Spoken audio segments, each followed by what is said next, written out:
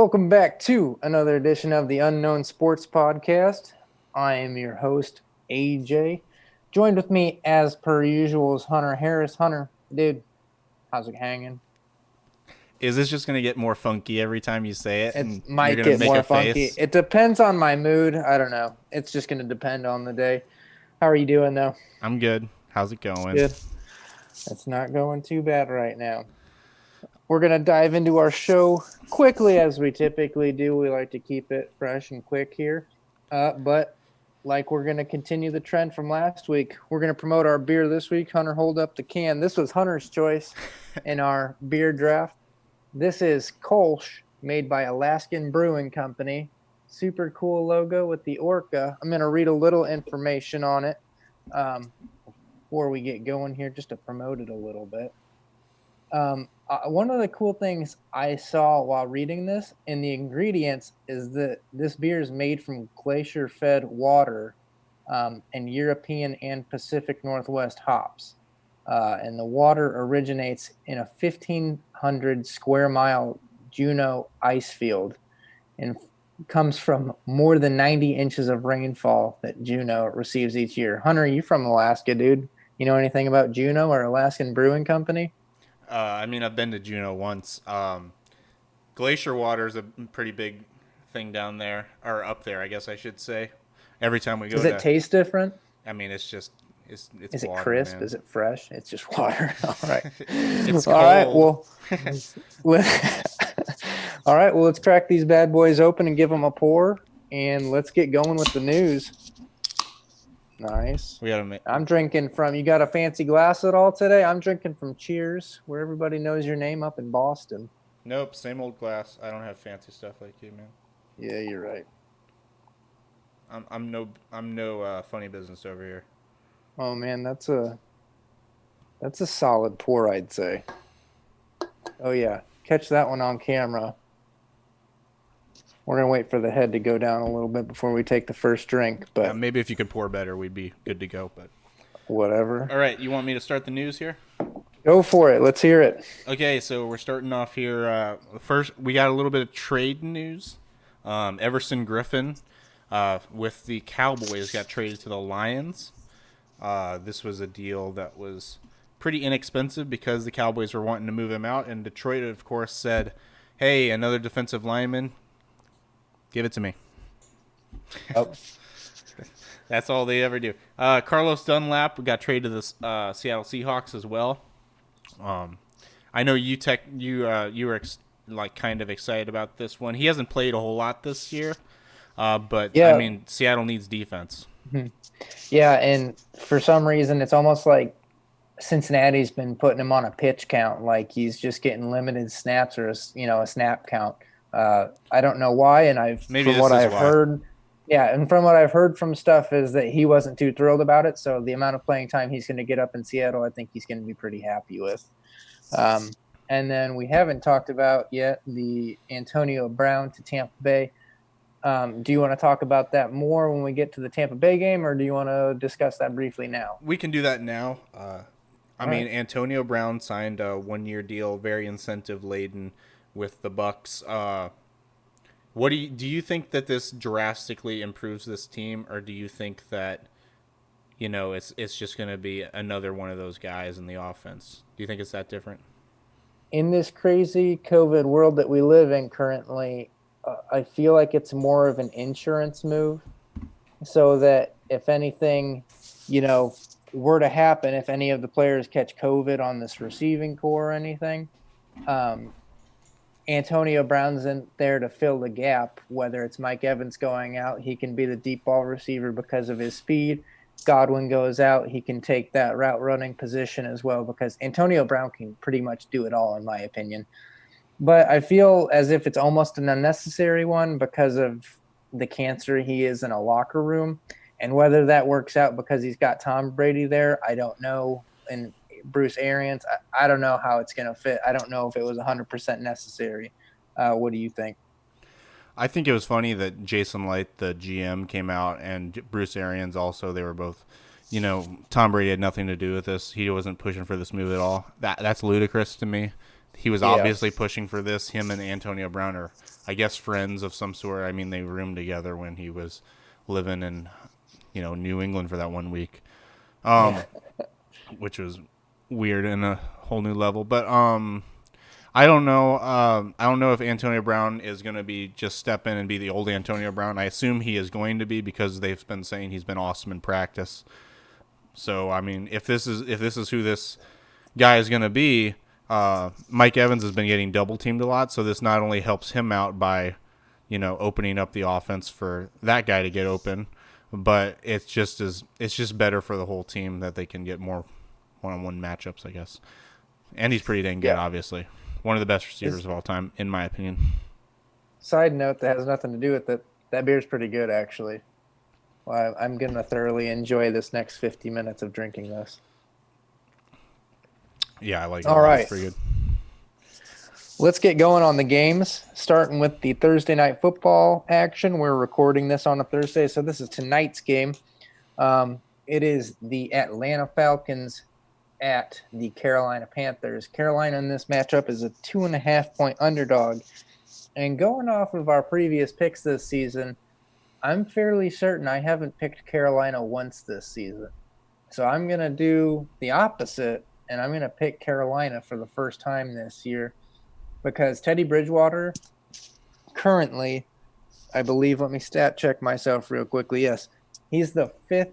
He has the fifth most passing yards this season out of all the NFL quarterbacks. And I think that this offense is kind of humming, and I think they're kind of getting close to getting McCaffrey back. And I think that they could be a little bit of a frisky team. Maybe not a playoff run team, but I could see them being a team that kind of is a monkey wrench in the NFC and gives people a tough game. What do you think?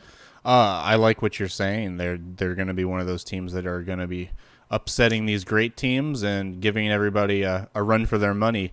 I don't know if they're a playoff team, but we'll have to see. They need to win this game though, and I think that the Falcons are not that good.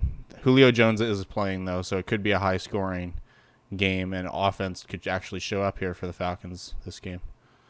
I'm hoping they do for my fantasy's sake. I'm playing Julio Jones tonight. Obviously, if you have Calvin Ridley, play him.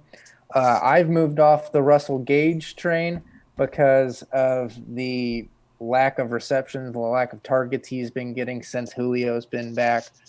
On the Carolina side, I mean, Teddy Bridgewater might be a good play this week because of how poor Atlanta's defense is. And I could see Teddy Bridgewater having a pretty good game due to the lack of secondary help that Atlanta has. This is your last Mike Davis game. If you were one of the people that picked him up, enjoy it. This is probably the last time you're going to see him be a useful fantasy guy. Christian McCaffrey will come back next week. DJ Moore continues to be consistent over these last few weeks. He's getting about, I believe it's 94 yards a game, and that's pretty good. I mean, you got to start that. On the Panthers side, I think you can also continue to play Robbie Anderson because he is their leading receiver. And on the Falcons side of the ball, I know Todd Gurley has had his ups and downs, but I think you can play him in this game because it should be close. And like you said, Calvin Ridley and Matt Ryan, as long as Julio Jones is out there, they're humming on offense. Play him. Yeah, and Matt Ryan is currently the passing leader since Dak Prescott went down. He's leading the NFL with 2,181 yards, that being current before this game tonight. Moving on to the next one, we've got the New England Patriots at the Buffalo Bills. Buffalo only a 3.5-point favorite in this one, and I think that's kind of shocking because I know they've had a couple of down weeks. They had the 2-game skid that they went on, and then last week not scoring a touchdown, kicker going 6 of 8, and then winning that game against the Jets, which we thought they were going to cover that spread, and they ended up not. So good for you, Jets. You covered the spread right on. But I'm taking Buffalo in this one. I don't think that New England's defense is that great this season, and I expect Josh Allen to put up at least a couple of touchdowns in this one to bounce back. I would agree with you, except for the fact that I'm still holding out hope for this. Well, not hope. I'm holding out faith in Bill Belichick and the New England Patriots. They've looked bad 2 weeks in a row now. I know that part of that is because Cam has not been playing that well, but last week they ran him 5 times. That's not his game to drop back and throw the ball 30 times a game. He wants to throw it 15 times and he wants to run it another 10. Yeah, but at times you have to drop back and throw it, and Cam's not good at that. He's not consistent enough. He's just a streaky quarterback. He's either going to be consistent on a couple of throws. Cam, if he gets in a groove, he's going to be a pretty solid quarterback. But if he never finds that groove, you're in for a long day. And I agree with that, but at the same time, this is a 1 year rental. Run the guy into the ground. If you're Bill Belichick, you have to run him into the ground and get the most out of him you can. And I know that in like a game where you're losing, you might have to drop back and throw it. But we saw in that Seattle game that he can do it, but that all comes off of the run game. And he might not be that good. Obviously, I know he's had that 1 year basically, and it was kind of an anomaly. But New England is just, they're so well coached. I know that roster sucks, but they have to pull it together here. I'm taking New England. If they don't win this game, I'm off them. Yeah, and I mean, to counter your point of, run him into the ground, how'd that work for the Bears with Trubisky? I mean, they canceled his extension, and this was going to be it. And, he's like 2 games in, and they pull him out. Like, I mean, and they're not going to do that. The Patriots are going to ride Cam this season because he is so cheap there, and Jared Stidham, he's not going to be a starting quarterback in the NFL. And judging by his play coming off, on the field as a backup, I don't even know how long he'll be a backup for. But, I mean, I don't know enough, sideline football stuff to know if he's a good backup or not. Yeah, he doesn't appear to be all that good, in my opinion, when I see him. So let's move on to the next one. We've got the Tennessee Titans at the Cincinnati Bengals. This one, another shocking spread, is that Tennessee is only a 5.5-point favorite. Is that respect to Joe Burrow, or is that it's disrespect kind of down to the on Tennessee? It's disrespect to the Tennessee Titans defense. Their defense is not that good. Let me pull up a stat here that I had written down, I believe. They're the worst in the league on defense in third down situations. They're allowing a 61% conversion rate. That's not good for a team that just wants to run the ball and play defense. When you can't do one of those things, it limits the other one. This is a Tennessee team that is going to, if they're going to win games, it's going to be by outscoring opponents, not by dropping back and playing great D. I don't think this spread's enough, though. Tennessee is going to have a bounce-back win here, and they'll probably win it by a touchdown. As much as I like Joe Burrow to cover spreads all year long, I don't think this is one of those games. So, fun stat for you, too. Joe Burrow currently is the number 3 leader in passing yards this season with 2,023 a game. And let me double stat check this. 2,000 yards a game? Not 2,000 yards a game. I misspoke. But he's thrown for over 2,000 yards this season, which is pretty impressive. That's pretty good. Least out of a rookie quarterback. That's pretty good, but you got to keep in mind that you don't want your quarterback leading the league in passing because the defense is bad. You're running from behind. Yeah, another 13th ranked team passing the ball this season as well. Let's move on, though, to Indianapolis at Detroit. Indianapolis in this one is a 3-point favorite going up to Detroit. How much faith do you have in Phillip Rivers? Or let me rephrase this question. Do you have more faith in Phillip Rivers to walk away with this win, or the Colts' defense to prevent Detroit from getting this win? Neither. I have more faith in Detroit to blow the game. Spoken like a true Packers fan.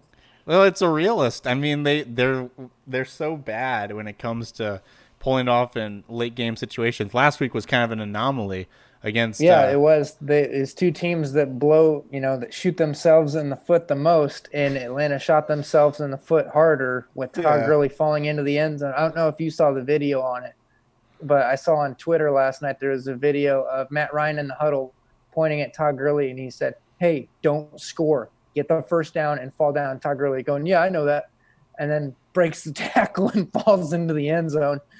And Matt Ryan just can't believe it, puts his hands on his helmet like, you idiot. Just one of the dumbest moments ever. Yeah, that was not a pretty sight to see. I'm taking Indiana here. Indianapolis. Indianapolis, excuse me. It would be nice to take the whole state, but yeah. Lions are on a bit of a win streak. I don't think that's going to continue.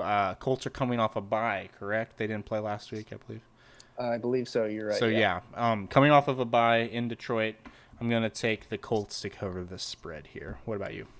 I took Indianapolis as well because going back to my question for you, I have more faith in the Colts defense than I do in Phillip Rivers, but I also, with the addition of the defensive lineman for Detroit, I don't think it's going to help too much. Might, provide a little bit more pass rush, but I see Phillip Rivers putting it together because we were talking about streaky quarterbacks with Cam Newton.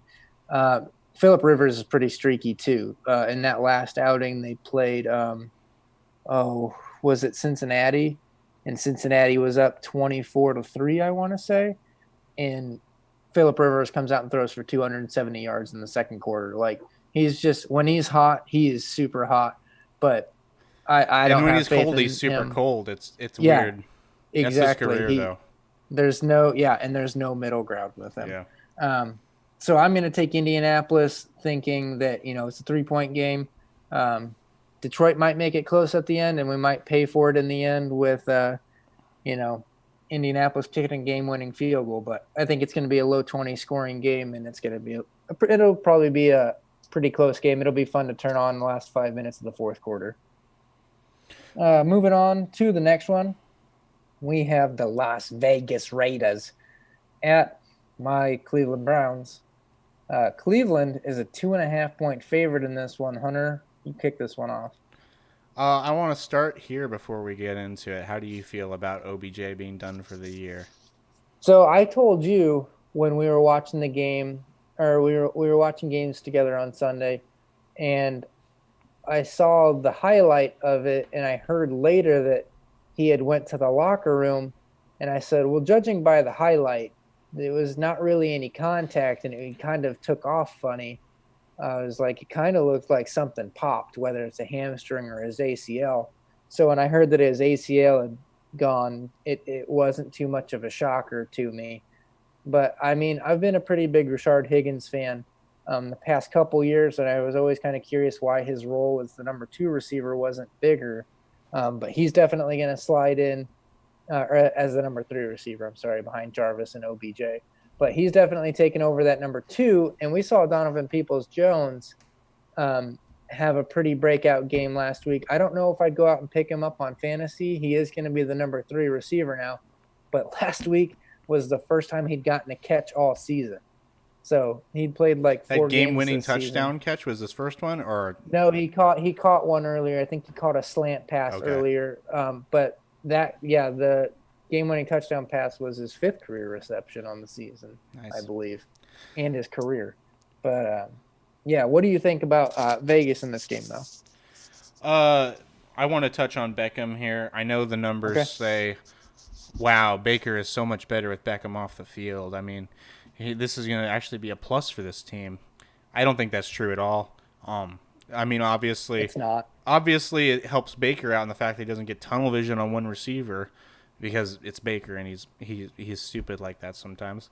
But if you guys make the playoffs, this is going to be a huge blow to this team because defenses are going to be able to key on the run game a whole lot more, and they don't have to respect a deep threat number 1 wide receiver. Mm-hmm. But as far as in the short-term future for the regular season, I know the Baker Mayfield numbers are he has completed only 60% of his throws and 7.2 yards per attempt with OBJ on the field, and with him off, it's up to 70 and 7.7. So that's a little bit of a difference, but I still think it's just such a huge threat to have him out there that it's going to hurt other aspects of that offense. Yeah, so what it's going to do, and this is my theory, is that it's going to shrink the field. Like you said, it's going to make the Browns kind of one-dimensional. It's going to be short patterns, nickel and dime, and maybe Stefanski's going to pull out some trick plays and stuff like he has been all season. And typically they've worked pretty well, but now people are going to be looking for those because now they don't have a big play threat down the field. And with Nick Chubb out still, that hurts the run game.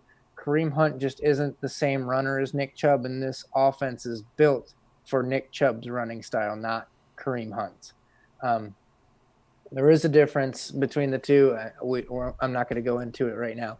But so what I'm hoping to see is that the Browns utilize Donovan Peoples-Jones' explosiveness and his speed, and they try to have him become the deep threat.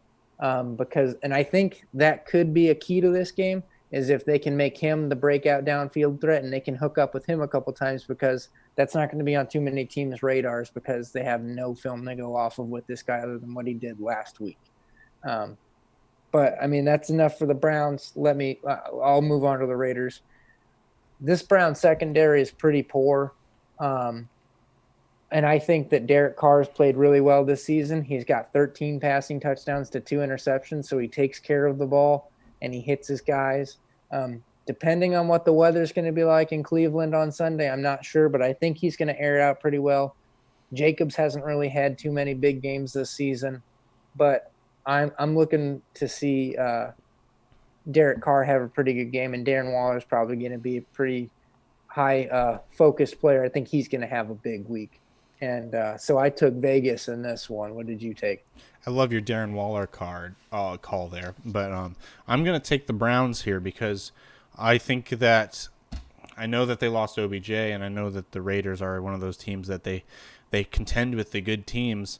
I just think that it's going to be of a different approach here, and they're going to be super run heavy, and I think that this Browns defense can hold up against the Raiders team that when things are going good, it's good, but when it's not, it looks pretty bad. And Cleveland's at home. I think if the Raiders come out and they try to pound the ball, I think they're going to regret that. But I think if they, 70-30 pass to run, I think the Raiders will win this one. But we'll see what Gruden comes in. Any fantasy guys you like here? I know that on the Cleveland side, obviously Landry jumps up a whole tier. Landry. Well, for me, one of the people, I'm going to throw this one out there, and maybe it's just a pickup and hang on to him and see what happens. But I think the tight ends are going to take a bigger role this season for Cleveland with OBJ out and David Njoku on the trade block. So one thing I personally did is I went out and I picked up the rookie Harrison Bryant, who had a big week last week, had 2 touchdowns, and I think he had 4 or 5 catches. I'm not quite sure. But he had a pretty big week fantasy-wise, and it's his first big week. But he, with Austin Hooper out, with I can't even remember what the sickness is called, and the ab thing or the something, I don't know, appendicitis, that's what it is. I don't know if he'll be back in this one. I'd be pretty amazed if he came back from it because he got it Friday before the game on Sunday. But look for Harrison Bryant to be bigger.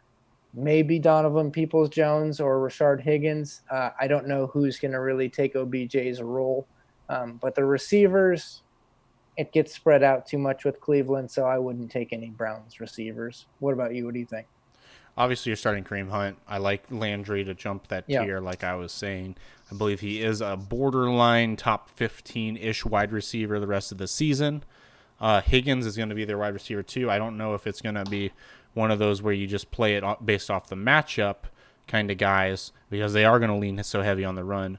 But I probably wouldn't play Donovan Peoples-Jones until I see it. I like what you said about the tight ends, though. I think when Austin Hooper is fully healthy here, he's going to be a nice play the rest of the season. And on the Raiders side of the ball, I don't know if you've watched a ton of the Raiders, but we have to talk about who do you think the number 1 wide receiver is on the Raiders at this point? I would say it's almost Nelson Aguilar, maybe. Yeah, and thank you for reminding me of that one. I actually went out and picked him up as well in a league because I don't know, it's all of a sudden, but I mean, they were talking about how Bryan Edwards was going to be the guy that was going to be getting all these targets, and he pretty much was a no-show this whole season. They didn't use him, and then all of a sudden Aguilar seems like his role is increasing every week. Ruggs is the deep threat. He's the Tyreek Hill of the Raiders. They keep comparing their speeds. I still think Tyreek's faster, but Ruggs is the deep ball guy, and it seems like Aguilar is going to get the rest, other than Darren Waller. I like that analysis. Yeah. Aguilar's always been one of those guys that can get open and get open with regularity. He just has problem with the dropsies. He's got butterfingers, but I mean he's been pretty good these last few weeks, and I'd play him because he is kind of their number one wide receiver right now. And Darren Waller and Josh Jacobs, you're not benching those guys. So Yeah. Moving on to the next one, we spent too much time on Cleveland as usual. We're going to hit up the Minnesota Vikings at the Green Bay Packers. Green Bay in this one is a 6.5-point favorite. You want me to take the lead on this one, or you want to just dive right into it? you go ahead. All right. All right. I'm taking the Packers in this one. They just came off a big win against Houston. And I don't think Minnesota is too much of a step up from Houston, so I kind of expect the same things. I expect to see Rodgers have a pretty good week. I expect to see Devontae Adams have another pretty big week. Hopefully Aaron Jones gets in the mix a little bit more and has a bigger week. I also don't know what the weather is like up in Green Bay right now. Could be snowy because we've got this cold front. It's going to be about 40 and windy. Yeah. So maybe that, slows Rodgers down a little bit, but he's pretty solid. So I'm taking Green Bay in this one because I don't really think Minnesota has a chance. I think Minnesota is kind of called it quits for the season from what you can tell. I don't know why this offense in Minnesota isn't any better. Justin Jefferson, good fantasy receiver. I would go out and get him if he's available, and I'd probably be playing him in the flex at the least because he's getting a lot of targets. Adam Thielen, I think, is tied for first in the NFL with the most receiving touchdowns. Quietly. Yeah, he's not having like huge games, but he's consistently getting touchdowns, or he's having about 15-point games every week. So keep Thielen in your lineup. I'm not saying switch out Thielen for Jefferson, but if you're out there and needed a receiver and Jefferson's somehow out there on the waivers, go get him real quick. And if he's on your bench, I'd definitely be playing him. I don't think there's any way he's out there on your waivers. But as far as how I project this game, it's 100% one of those games where if you're sports betting, you hammer the over. Dalvin Cook's probably going to be back here. I believe he's actually confirmed to be back here. You might want to double check that before you take my word for it. But he's going to be a total difference maker for this Vikings team, and they're going to be able to put up points. However, the Packers are at home. I know they're 6.5-point favorites, but they have just been so good at beating bad teams by multiple scores here. So I'm going to take the Packers. I don't think Minnesota's a great team, but I do believe their offense can put up points. And it's not like we got Kirk Cousins here in a primetime game, so he could be actually pretty decent today. Yeah, and another thing with Minnesota is getting rid of Everson Griffin, and they got rid of Ngakoue too. Not getting rid of Everson Griffin. They lost him during the offseason, but yeah, they've got no pass rush right now. Like, Rodgers can have all the time in the world back there to throw the ball. 6.5 points, that's easy. That's an easy Packers take there because they're not going to get any pressure on Rodgers, and I don't think that secondary in Minnesota is all that great. On the Packers side, I know Alan Lazard is practicing, so he might be back, and I know we've inquired about Will Fuller as well and possibly trading for him, which I don't know. I don't know how exactly we would pull that off because we don't have much cap space, but he isn't Amari Cooper or anything like some of the analysts out there would be saying. Yeah, the cowherd take on Amari Cooper. I know you and I did a little thing last night, did impersonations of Cowherd. I kind of like Colin Cowherd, but I don't agree with the Amari Cooper trade. I like Colin Cowherd, the dude. Yeah, he's a good talker, I don't agree with the Cooper take. If anything, it's going to be Michael Gallup because he's not making the money that Cooper is. And Dallas probably doesn't want to eat all that money. I agree. In signing bonus and stuff for Amari Cooper too. So I don't think he's getting moved. I was thinking of someone though.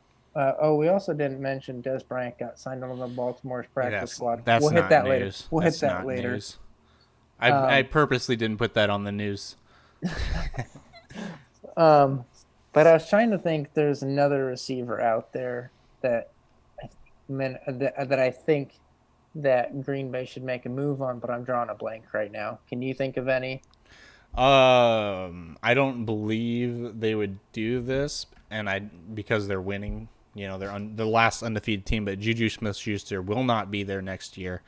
I know this is his last year with the team, so they might want to shop him, but I Mm-hmm. don't think they will because when you have a good thing, why would you mess it up? You know what I mean? Oh yeah, no. If I'm Pittsburgh, I I'm all in on what I have. I'm not making any I agree. moves. I agree. Uh, and we'll do some trade talk next week, since that'll be closer to the deadline. But Okay. I think that's good for We might now. actually You be good at on the the? deadline next week, so we maybe will be breaking down a whole bunch of moves. So Yeah, for people to listen that day, which everyone should be listening. Moving on to the New York Jets at the Kansas City Chiefs. Kansas City is a whopping 19.5 point favorite, but I feel like it's an easy take to take Kansas City and Patrick Mahomes on this one because I can see this one being a 20-point game. Kansas City's defense is being a lot better this season. The Jets suck. Sam Darnold is mediocre at best. Adam Gase is slightly below average at best. Like, I don't know. I don't see any way that this game is close, barring huge injuries on Kansas City's side. I agree. The reason this actually opened at 21 points, which is just unreal. That's ridiculous. That's no respect to the Jets whatsoever, who covered for the first time this year last week. But why do they deserve any respect? Sorry to interrupt They you, but don't deserve any respect. what they don't do anything They good. They jump out to a 10-0 lead on Buffalo in the first quarter, and then and nothing and for the by rest of the game. and by the way, that 10-0 lead was mainly just because they were changing up play callers and they didn't tell anybody. Yeah, Adam Gase was, full magician here. You're looking over this way, and now it's over. I mean, you should sign him to an extension immediately with that kind of a move. Uh, yeah. but he I'm gave not up going to play call the calling plays and anymore, didn't and I'm tell really not anybody. going to coach the team, or hasn't really been coaching the team. So I'm just going to be here on the sideline and wear a headset, but it's just going to be my Spotify playlist shuffling the whole game. That's probably Yeah, honestly true. What do you think he listens to? What does the Adam Gase playlist look like? Mariah Carey, Yeah. like some kind of something soft that's Is that the? like Do we have the not. title of our episode? Adam Gase listens to Mariah Carey. That could be good. That might hook people in, and people look at it and go, "What the hell are they Get some talking about?" clicks. The game Yeah, opened at definitely 21 points, clickbait. and it got down to 19 because of exactly what Vegas wants you to do. They're going to put an outrageous spread, and they want people to put it in teasers and bet on the Jets side of the ball. And obviously they went all the way down to 19 points, so a 2-point swing there. But we got it here at 19 and a half, so that means some of the public money is going back on the Chiefs. Chiefs are going to win this game, and they're going to win it handedly. I'm taking the Chiefs. Any All fantasy right. guys you like here? You playing Le'Veon Bell in revenge game? No, I'm not. I Ever am. taking Le'Veon I Bell. am, Go baby. for it. Buy All into right, the narratives. let's move into the next one. The Los Angeles Rams at the Miami Dolphins. Tua Tagovailoa getting his first start of the season. I believe I pronounced that correctly too, so you can shut your mouth. Uh, the Rams are a 3.5 point favorite at Miami, who's been playing some solid football this year, and with the wild card of Tua. Everyone heard our debate on Tua last or 2 weeks ago or whatever. So we don't need to dive back into that. But I took the Rams in this one. I think that Sean McVay's got to put it together, and they've got to put together a pretty solid win. And I don't even know if you consider Miami a solid win. I think it's kind of like my take on the Cowboys earlier this season when Dak was healthy, playing against the Browns, was that if the Rams win, cool, you beat the Dolphins. But if the Dolphins win, looks bad for the Rams because it's like, hey, you went and lost to Miami, who threw a rookie quarterback out in his first ever start, and you lost to him. But I'm taking the Rams mainly for the defense. Aaron Donald's on a tear this season, second in the league in sacks right now. I believe he's in first place or tied for first place in pressures. Um, He's nuts. yeah, he's an absolute freak. Definitely the best interior defensive lineman I've seen in my lifetime, and since I've been watching football. But I'm going with the Los Angeles Rams in this one. Who you got? Rams are traveling cross country here and going to Miami, but I don't think that matters here because I know that they're getting Tua in his first start. Tua's going to be going up against Aaron Donald, and like you said, that's bad business. I don't know why they decided. I know it was off the bye week there, but having your rookie quarterback face against not one of the best player, maybe in the NFL. Maybe in the whole NFL. Tua, I'm going to take a drink for you because your bones are probably going to get rattled a couple times, and here's one for you, pal. I love the crowd that is just, oh, please don't get hurt, Tua. Please don't. Like he's not. I'm not even worried about it with Yeah. that. Like they wouldn't, and that's why they threw him in at the end of that Jets game was to see how he handles moving around back there, and is he cautious of it? Is he trying to shy away from it? And he didn't shy away from it whatsoever. And that's all they needed to see was he has confidence in that hip. And now they're like, okay, let's make this move. It's not like he pulled his hamstring where it could be aggravated with the wrong step here or anything. Yeah. I know it's a serious injury, but I'm taking the Rams here. Fantasy wise, I like Darrell Henderson. He proves to be their best running back pretty much every single week, and they'd be kind of moronic not to stick with him. I know Robert Woods has had some down weeks here. Hasn't been a top 20 wide receiver in like 3 weeks. But I would probably play him here because when this Rams offense is humming, they need him to be going as well. Cooper Kupp, I don't see. It's tough to play these guys and have full confidence, but it's also tough to not play these guys because they could absolutely explode at any point in time. Yeah, Xavier Howard's leading the league in interceptions for Miami, so he might get one this week off of Goff trying to hook up with one of those guys. Let's move on to the next one. To me, this is the marquee game of the week. We've got the Pittsburgh Steelers at the Baltimore Ravens. Baltimore, just like in the Kansas City game, is favored 3.5 points over Pittsburgh, which I think is silly because to me, two best teams in the league right now is Tampa Bay and Pittsburgh. You may not agree with me on that one, but Pittsburgh's definitely the best team in the AFC right now. Maybe you can't say that because they haven't knocked Kansas City off their pedestal yet. But consistently, week in and week out, Pittsburgh's looking really good. That first half they had last week against Tennessee was good. Second half, Big Ben looked really bad. I don't expect that from him this week. And they're not going up against Tennessee's defense, which I think is a solid defense. I don't think they're poor by any means. But Baltimore's defense is good. So this one's going to be a good, entertaining game. Might not be high scoring, but I think that Pittsburgh's defense, with how fast it is, could give Lamar Jackson some fits, but he's faster. So it's going to be a good one, but I'm taking the Steelers and the points on this one. This is the marquee game of the week. I'm definitely watching this one. Yeah. Like you said, Absolutely. Ben was not good in that second half of last week's game, and it allowed the Titans to get back in it. But that game was controlled by the Steelers pretty much the whole way. It only got out of hand late, and they got bailed out by a missed field goal. But it is a bunch of respect. Excuse me. There is a bunch of respect that we have to give to the Pittsburgh D. This is just an unreal defense. The pass rush, the coverage, the linebackers, unreal. the safety.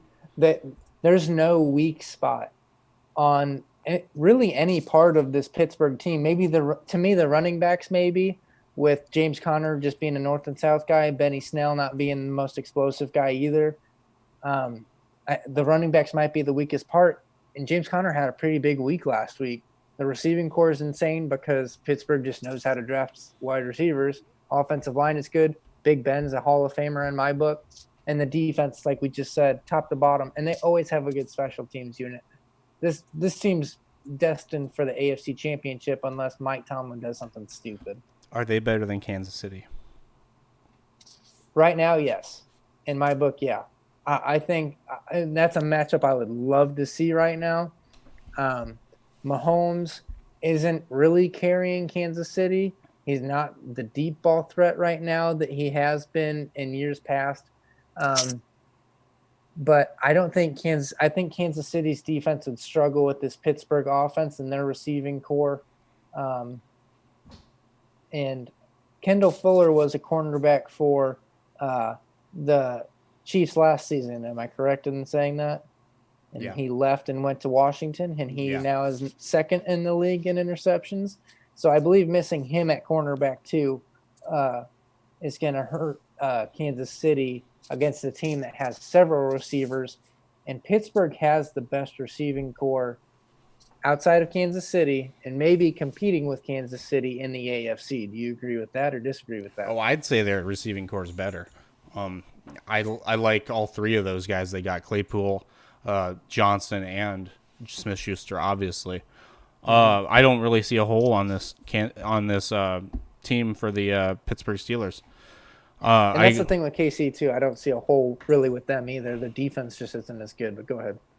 Yeah, Kansas City, but I would push back there. I think Kansas City's defense has been playing pretty good. I don't know if they're a great defense, but they have playmakers pretty much at every level. I mean, they've got Chris Jones, they've got Anthony Hitchens, and then they've got Tyrann Mathieu. I know Hitchens isn't that awesome, but those three guys at all three levels can make plays, and that's kind of all you need when you have such an explosive offense, which hasn't been as explosive all year. But we talked about last week how they're leaning on the run game right now for a reason. It's not like they're just trying to change the identity of their offense for no reason whatsoever. So you're leaving one guy off of that list, and if you have a fantasy league where you're picking up and you play like a defensive player, go pick up Dirty Dan Sorensen. Oh my God, he's having some big games recently. If Jason's listening to this, he's losing his mind. Yeah, he's loving some Dirty Dan Sorensen, but he's actually stepped up and he's been playing. He's kind of stepped his game up to another tier. I'm not saying he's an elite safety in the league, but he's solid at least. He's not awesome. He just makes a couple plays a game to where he's awesome. I'm just saying he's a solid safety in the league. All right. I think Chiefs fans would be hating on you pretty much right now because they hate the way he gives up some big plays and then just shows up once a game and everybody's, oh, Dirty Dan. Wow, what a cool nickname. Dirty Dan. I'm taking in this game, I'm taking Pittsburgh. Baltimore has not looked awesome this year. Mm-hmm. Some of these Lamar Jackson throwing numbers they're just not what they were last year. I don't know if he's regressed. I don't know if he just never had it to begin with. But give me Pittsburgh in this game. I think they're the second best team in the AFC. I wouldn't put them above the Chiefs yet until I see that kind of explosiveness come out of the Pittsburgh offense that Kansas City has, I know for sure. So we've hit our second ever drink of the week here, Hunter. One for Big Ben. You played a really crappy second half last week. The first one we did was for Aaron Rodgers, and look what happened. He showed up against Houston, and he kicked the crap out of them and threw for what, 3 or 4 touchdowns? I don't remember. So this one 3, for you, Big 4. Ben? Something like that, yeah, 3 or 4. This one's for you, Big Ben. This is the last of the Alaskan I got. Yeah, I've got a couple more drinks, but we've got a couple more games too, so I got to make it last. You got to learn to pace yourself. Goodness, Hunter, you got to have the Crown, I'm out of control over here. You got here. to have the Crone water drink. Mom, if you're watching this, please put me in a rehab or something. All right, moving on to the next one. We've got the Los Angeles Chargers at the Denver Broncos. Chargers are a 3-point favorite in this one, and for good reasons. Their starting quarterback is Justin Herbert, who is he's one of the most fun quarterbacks to watch in the NFL right now, and to me, by far, the most fun rookie to watch this season. I took the Chargers in this one. I don't have faith in Denver. I don't have faith in Drew Lock. Sorry, not Andrew Luck. You knew what I meant. Um, and I think this Chargers defense can be frisky. I think when Joey Bosa is healthy, he is a huge threat to deal with. Maybe it's because I'm a Buckeye fan, but love me some Joey Bosa, some Melvin Ingram. This defense is stepping up in good situations. I like the Chargers. I called them right last week. I said that they were going to compete, and what did they win as well? I don't remember exactly the result of They last did. week's Justin game. Herbert got his first win of his career last week. That's right. That's right. Um, I'm taking them again this week. Denver is struggling with injuries all over the place. Philip Lindsay has been injured. Obviously, Court Sutton's out for the year. It's not great in Denver right now. I know that The Denver's only at thing, home here as well, yeah, but I'm taking Justin Herbert as well. the only thing great for this Denver team right now is Bradley Chubb is playing out of his mind. Yeah. I mean, the guy's getting sacks left and right. He's putting pressures on. He looks like Myles Garrett in the 0-16 season the Browns had when he's going out there and tearing offensive lines up, but not always getting to the quarterback because he's the only one on that defense playing, not to bring it back to the Browns. But that's what Bradley Chubb's doing right now. He's got no Von Miller to help him out. He's got no, what was his name, Derek Wolfe. He's not with them anymore either on the defensive line. It's just the Bradley Chubb show getting to the quarterback, and It's he's the Chubb playing show. really impressive right now. It's the Chubb show. Well, no, we can't say that. That's reserved for Nick Chubb. Don't do that. Taking my words from me. Taking my segments. Anyone you like in this game? Fantasy wise, I am going to. It's tough to trust. I tried to give the endorsement for Joshua Kelly, who I think has looked pretty decent, but he has just not got it done in the absence of Austin Eckler. So I'm probably not playing any of these running backs until Austin Eckler comes back. Yeah. Keenan Allen continues to be just Keenan Allen, yeah. absolute stud. Absolute Absolutely. stud. If you He want and to take Herbert a have a shot, really good connection too. I've noticed. if you want to take a shot on one of these other guys to catch deep balls, I mean, I guess you can, like Guyton and such like that, but I'm not doing it. And then on Denver's side, I'm playing Noah Fant probably, and if I need a tight end, because I mean the tight end's position sucks, and then I'm playing Melvin Gordon. So All right, let's move on to the next one. We've got the New Orleans Saints at the Chicago Bears. New Orleans is a 4.5-point favorite in this one at Chicago.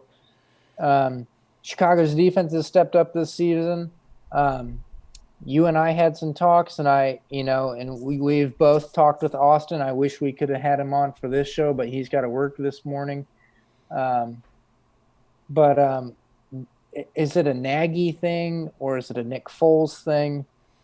it's 100% a Nagy thing. Yeah, go ahead. I totally believe that it's Nagy. When talking with Austin, like you said, he's just astounded at some of the play calls that we see here. I mean, Nick Foles has always been one of those guys that's when he's in rhythm, he's good. And it seems like every time he's in rhythm, Nagy rolls out one of his gimmicky little, okay, we're going to line up Cordero Patterson at running back now, and we're going to pitch it to him on fourth down. And we're going to try to get a crackback block from the receiver. Oh, it's going to be so sexy. Oh, okay, well, how about you just get the 1 yard? You got a quarterback who's 6'6", just sneak it with him. It's just idiotic play calling, man. I think he's got to give up play calling, or he's just got to get better.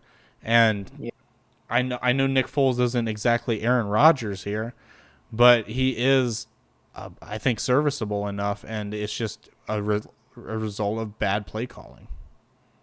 Yeah. And to provide a little bit of background, Austin is our close friend that lives up in South Bend, and we consider him our Chicago Bears insider because he is plugged in with the heartbeat of the Bears. And he is also, I'd say he's a pretty realist fan, such as yourself and me. Very passionate, but also a realist. Yeah, exactly. Knows, isn't blinded by his passion and his love for his team. He can see the flaws in it. I think that's the only thing I see with the Browns is the flaws, but that's probably because I'm a Browns You don't fan. say. I'm a realist at heart. All right. In this game, I'm taking the Saints. I as well. I took until the Saints Nagy gives up play calling, I'm not going to bet on them. I know that they have a way to make games completely ugly, and I know they're at home, And they honestly might do that here, and it might be a totally wacky game, but I'm taking New Orleans by a touchdown. All right. Fantasy guys, obviously, if Thomas is back, you play him. Kamara, obviously, you play him. I'm not playing anybody else on that side of the ball, except for maybe Drew Brees if Thomas is back. And then on the Bears side, Montgomery continues to look bad, but he gets the volume, so you got to play him because running backs are hard to come by. And Allen Robinson. So, Quick question, and it's just a yes or no. Let's not dive into it. Is Matt Nagy the head coach of the Bears next season? yes. Okay. Let's move on to San Francisco at Seattle. Seattle's a 3-point favorite coming off a tough overtime loss against the Arizona Cardinals last weekend. Seattle being a 3-point favorite, I don't think San Francisco is that good, especially defensively. You know my golden rule. The listeners know my golden rule. I don't pick against Patrick Mahomes, and I don't pick against Russell Wilson. I'm easily taking the Seahawks in this one. Sure, they've got some flaws defensively. I think they're going to struggle to slow down the San Francisco run game a little bit, but I don't know how well San Francisco is going to be able to control Russell Wilson in this receiving core. What do you think? I continue to be just impressed by Kyle Shanahan every single week. The dude went into New York, and 2 weeks in a row there is just every 3 plays he's losing one of his franchise players. And he's done nothing but not miss a beat and continue to just push this team forward, and they continue to look like the team of last year despite missing a lot of defensive pieces. I am taking Russell Wilson and the Seahawks here, though, because San Francisco is going to put up points either way.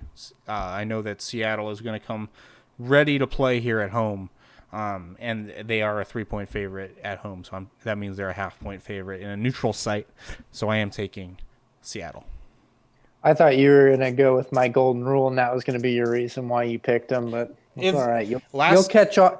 You'll catch on one day. That's all I'm saying. Last week, he wasn't awesome. I mean, he had a pretty atrocious end of the game there where he had 3 interceptions, and he had a chance to win the game, and he kind of blew it, so... Hey, everybody's got a bad day. I agree. In the words of Hannah Montana, everybody makes mistakes. Everybody has those days. Moving on to the next one, we've got maybe the ugliest game of the week, and it's Sunday night because it's the Dallas Cowboys at the Philadelphia Eagles. Philadelphia is an 8-point favorite. Makes me want to puke. I don't even want to spend much time on this game. We've been running pretty long on this show as it is because we dove pretty deep in other ones. I took the Eagles because the Cowboys just got schwacked at by Washington, the football team. They don't even have a nickname. They're just the football team. I might just nickname them the team right now. But Dallas loses Andy Dalton. He's probably not going to be back this week because of the concussion he got. In Philadelphia, they seem like they're putting it together, but they're also putting it together against the absolute worst division I've seen in my lifetime in the NFC East. Who do you got? This is disgusting that they decided to put this on Sunday Night Football and not flex it. It's just... Yeah, like put Pittsburgh in Baltimore. Like, what are you doing? Yeah. It's just dumb, but continue. Go ahead. Yeah, I'm looking at listings here of what's coming out Sunday night that I could probably watch. Maybe some Love Island action. I don't know. Maybe that's what I'll watch instead. Shout out Noah Purvis. Oh, man. All right. Sorry. We don't need to talk about that. Go continue. I'm going to take in this game the Eagles. Dallas sucks. They continue to suck. They're going to be starting probably their 3rd-string quarterback. I don't even know how to pronounce his name. Can we stop talking about this game? Yeah, Eagles. let's move on. Monday night, another ugly game. I might watch the first quarter of. I do enjoy me some Danny Dimes, but Tampa Bay at the New York Giants, and Tampa Bay's going to get slaughtered. Or not Tampa Bay. I'm sorry. I apologize. The Giants are going to get slaughtered. This game's only a 10.5-point favorite for Tampa Bay, and they're going to do that. Tom Brady's feeling himself. The throws he was making last weekend were very clean. The throw that he had to Scotty Miller, in the end zone. That was an absolute dime piece. If I was handing out throws of the week, that was it. That was probably one of the most beautiful placed balls we're going to see this season.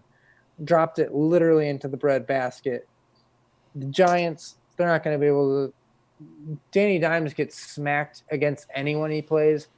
This Tampa Bay pass rush is too good. The Tampa Bay defense is too good. It's going to be a nightmare for him. I don't even know if they're going to score this game. Ooh. What do you think? Yeah, this pass rush is going to be all over Daniel Jones. He's going to turn the ball over, I would guess, at least 2, maybe 3 times.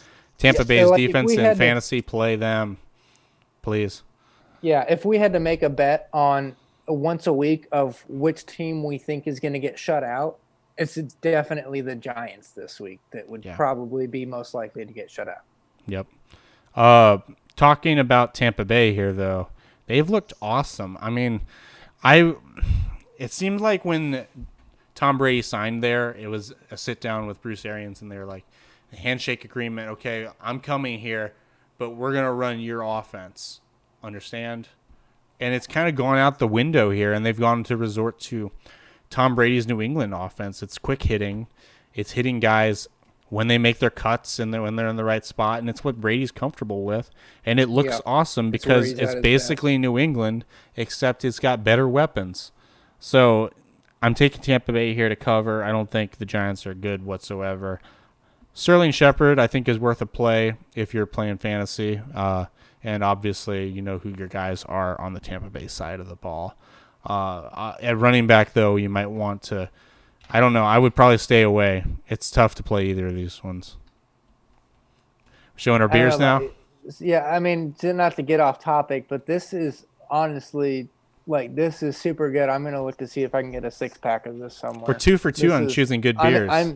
Yeah, no, we are. Absolutely. We went from the Longboard last week from the Kona Brewing Company, and this week we're doing Alaskan Brewing Company and drinking the Kolsch. This is a really good beer. I've enjoyed it quite a bit. I'm kind of just upset that this is all I have left. But we're also at the end of the show. Hunter, you got any last words for the audience? I mean, we've gone pretty long. We apologize for going long. We hope you've enjoyed the content. Follow me on Twitter, on Instagram. Yeah, follow Hunter. Yeah. Our Instagram is, Unknown Sport Pod, just like the Twitter is. You know where to find us on Apple iTunes. We're going to be posting stuff on YouTube now. Hopefully our video is working so you can see our facial expressions. Everything should be good, so, yeah. Not the whole time, because no one wants to see my ugly face, sit still the whole time. But you got anything else to add? No. Enjoy this week's games. Don't watch Sunday night, please. Yeah. Don't waste your time. Tune in Monday night for maybe the first half and then get off and enjoy your life. All right. That's it for me. That's it for Hunter. Thanks for tuning in, everybody. Hope you enjoyed it. Catch you next time. Take it easy.